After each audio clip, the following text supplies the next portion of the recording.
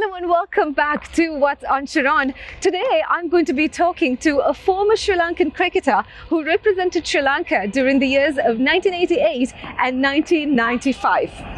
His name is KG Priyantha. Now, his name will ring a bell to those of you who have followed the journey of Sri Lankan cricket. He's played 26 first-class matches and also in the squad when they toured Australia in 1988 for the Youth Cricket World Cup. He's living right here in the UAE and coached many emerging stars in this part of the world.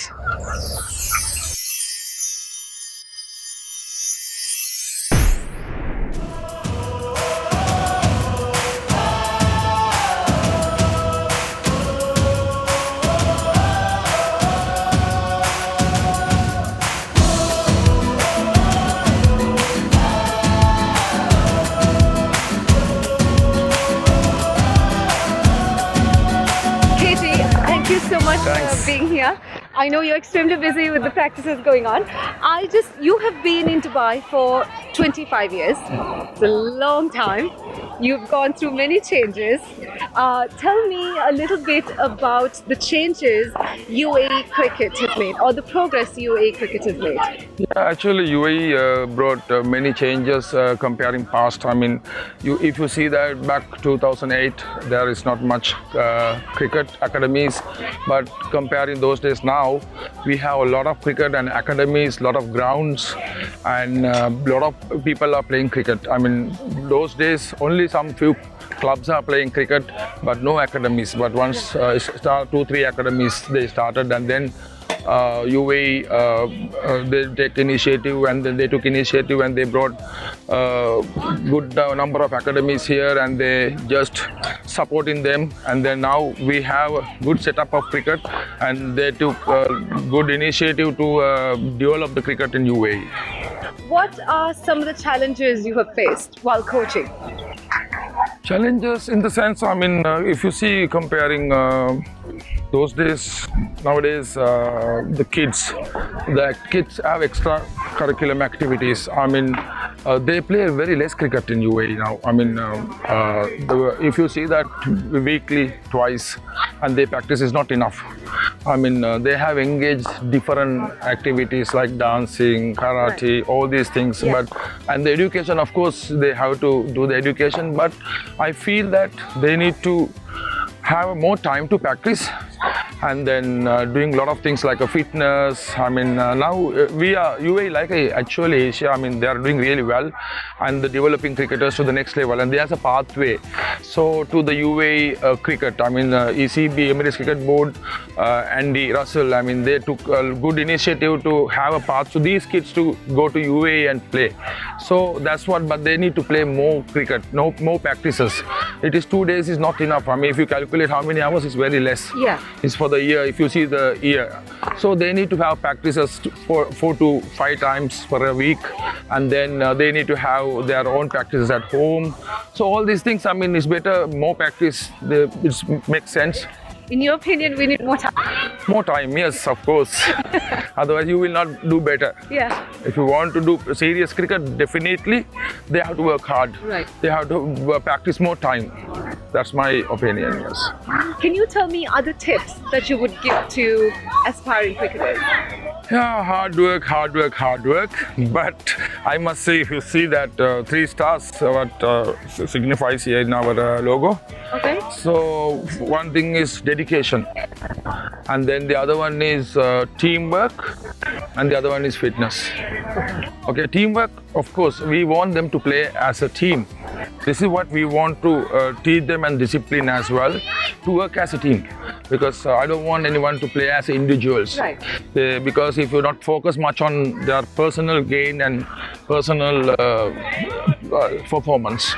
So that is one thing. And the leadership, yeah, we need to teach them. We are teaching in our academy leadership skills, how they behave and how they run the teams, and all these discipline issues, things like. So then dedication, of course, they have to work really hard and all these things, and they should have a mental toughness when they are practicing and then going for the matches. Sometimes you can say they get fail and they are thinking so much. They are not positive actually. Yeah. They have to have positive mindset when they are go and play. So then I want to tell all the budding cricketers, this is what I can give them. Work as a, have a positive mindset when you are going to bat on the middle or play in the middle, because they are thinking so much. Sometimes even they are talented, so talented they can't play. Yeah. It's very difficult. They are failing actually. Let's talk a little bit about the weather in Dubai. So I know we can do this outdoors now, but obviously for the summer you'll have indoor stadiums. But how will that affect the performance of the players, when you're actually playing out in a field? Actually, we don't play July and August. July and August is very very harsh, and the summer is 45 to 50 degrees. Right. Actually, most of them in UAE, they don't play cricket in that time, during that time, July and August. But many clubs, they play in the evening and the night matches, and because to avoid the morning to afternoon time, so they don't play. But even the parents will not send their kids on that time. Right. But we have an opportunity to play in indoors. Yes. So during that time we play indoors, but most of the time these 2 months we arrange all that. Many academies, they arrange their annual tours, cricket tours. They go to like UK, Australia, Okay. and we also planning probably to go to one of those countries, or maybe Sri Lanka or India. Okay. So that is a time. We don't play cricket here, but sometimes we do summer camps. Right. But we start like in the evening 6 o'clock under the lights, floodlights. We can practice 3 hours. Okay. So we know that, but during the June, when it has come to June, but little hot, but still we got used to it, and the kids sometimes got used to it. But many kids are not coming for practices. But that's why we choose that then to do in the indoors. Okay, so I'd like to touch on this subject very slightly. You played cricket, international cricket, in the late 80s.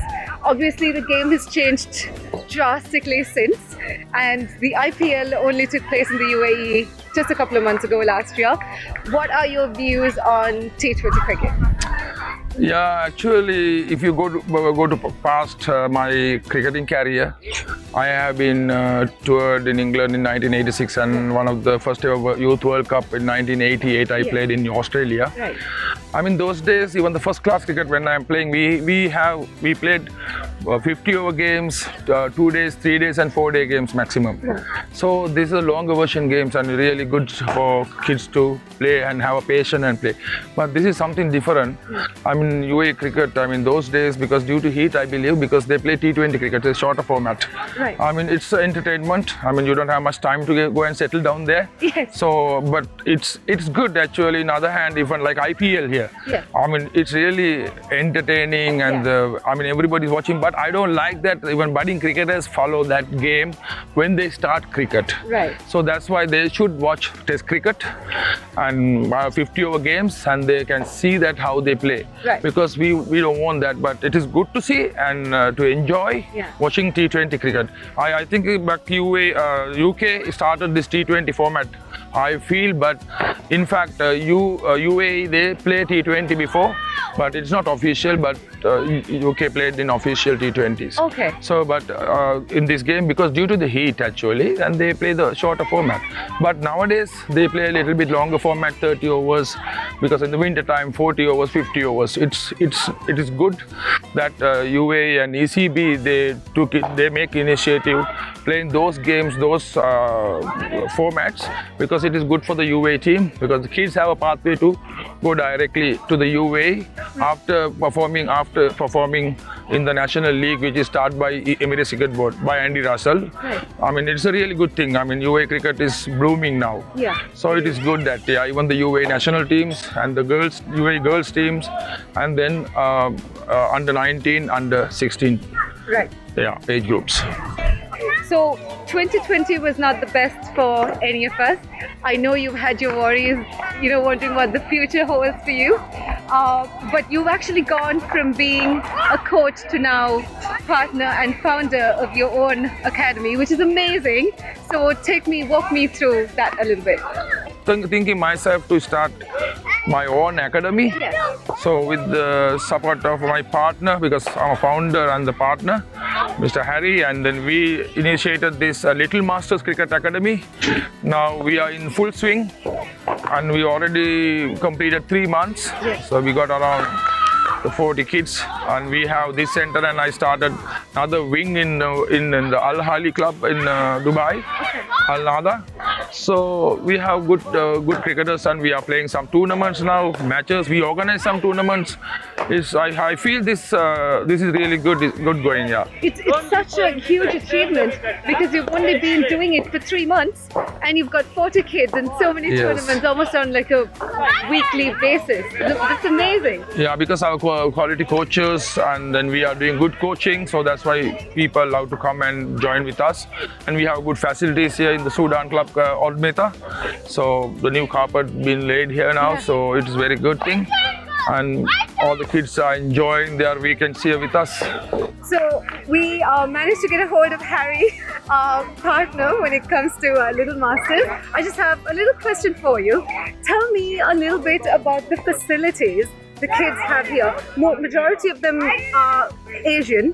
So what are the facilities that they have here that they might not have back in their home countries? I think UAE as a country has got amazing infrastructure for cricket, especially the last few years. The amount of grounds and the facilities coming up is quite phenomenal, and we have heard feedback from even teams coming from other countries been talking about this, that the infrastructure here is very sophisticated, and quite a lot of cricket grounds and a lot of academies coming up here with some big names. So definitely I would say the kids recently whoever started there, they will have amazing time going forward because the number of tournaments is going to be increased. IPL was here and it's going to come again for sure. And a lot of big tournaments are planned in UAE is in future. The World Cup is coming here at some point as well in future, yes. So yeah, it's a blessing to be in this space and to be in this time. Thank you so much for joining us. And before I let you go, KG, tell me your advice for the kids. Yeah, actually, because what I want to tell them, to work hard and then be positive always when you're going to play, and have a good mindset and visualization and plan when you're playing cricket, and they have to really work more time, as I said before, to succeed and make performance. So that's it. Take risk when they are playing always, in the game of cricket. They need to take a risk to be success. So these things have to happen, when they are playing and they are performing. Brilliant. This has been so much fun. KG, thank you for being here, and Harry as well. Thank you so much Sharon. for this. And I'm wishing you guys, I know it's only been 3 months, and I'm wishing you all the success in the world. Thank you Sharon. Yeah? I really appreciate it. Thanks. Thank you. That's it from me on What's on Sharon. I will catch you guys again soon. But before I do go, a big thank you to Sudan Club and of course to Little Masters UAE. They're doing an absolutely amazing job. Thank you so much for having me here. And to the main man behind the camera, Saif. Thank you. I'll catch you again soon.